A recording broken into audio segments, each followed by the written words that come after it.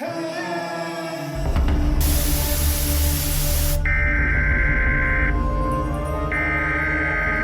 interrupt our program to bring you this important message. Now, this is a reminder.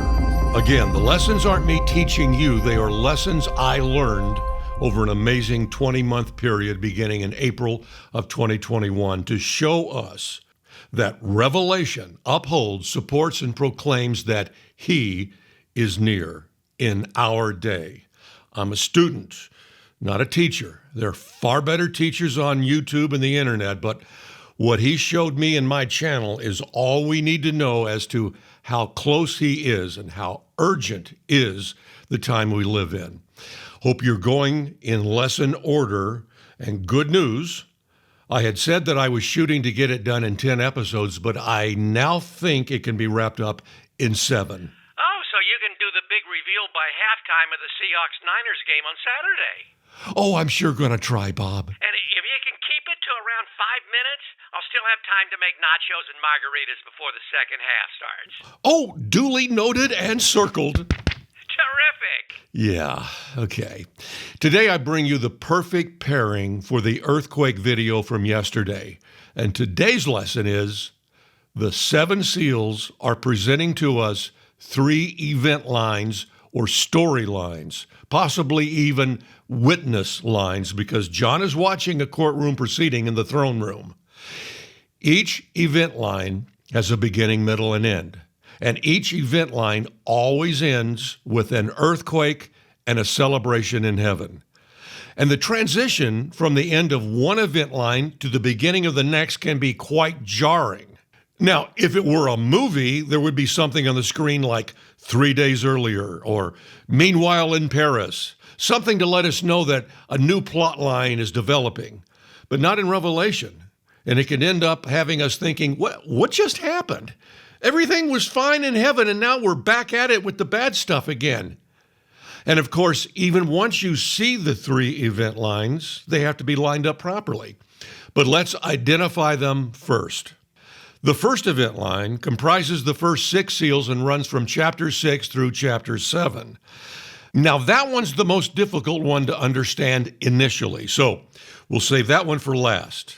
There are 2 event lines inside the 7th seal, and they are ridiculously easy, once you see them, to understand their point of view. The first one is what I call the God event line.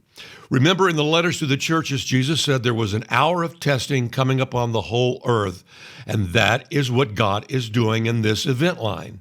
It begins in heaven, and all actions are sent from heaven, including the 7 trumpets and the 2 witnesses. It runs from the start of chapter 8, with about a half hour of silence as it opens, to the end of chapter 11, with a celebration and an earthquake. Now, my awakening to this truth began early morning, April 16th, 2021. As I'm reading through the 7th seal and having prayed about this for weeks, I came to the part right before the 7th trumpet is about to sound. There's a powerful angel who comes down from heaven and swears to God Almighty that when the 7th trumpet sounds, it's over.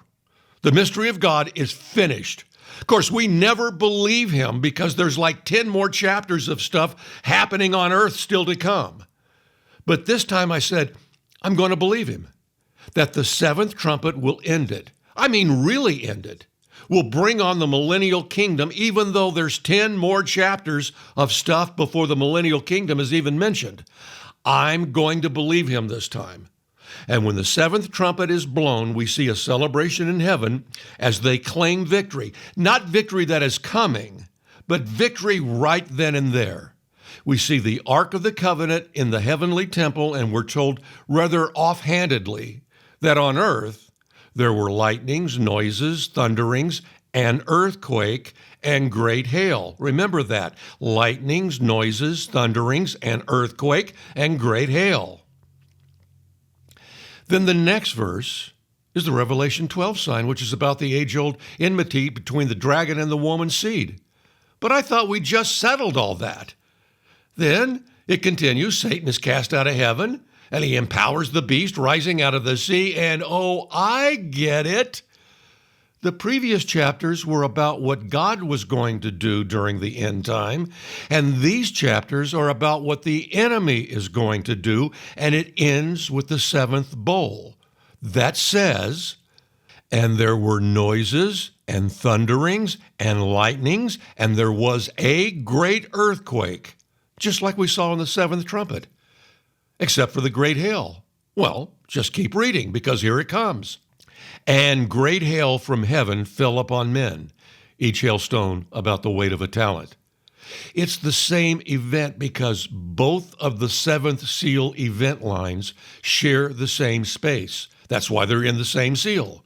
They begin at the same time, and they end at the same time with the same event, one showing it from the heavenly perspective, and the other line showing it from an up-close earthly perspective. But what is all of this? Is it what we call the Great Tribulation, the 70th week of Daniel? What is it? Is the church here during this time? Well, as soon as we identify the first event line that I initially misnamed as Distress of Nations, that was wrong. Once we correctly name it and place it, all those questions will answer themselves, and it will tell us exactly where we are right now. We will start that process, God willing, in the next lesson tomorrow. And now back to your regularly scheduled program.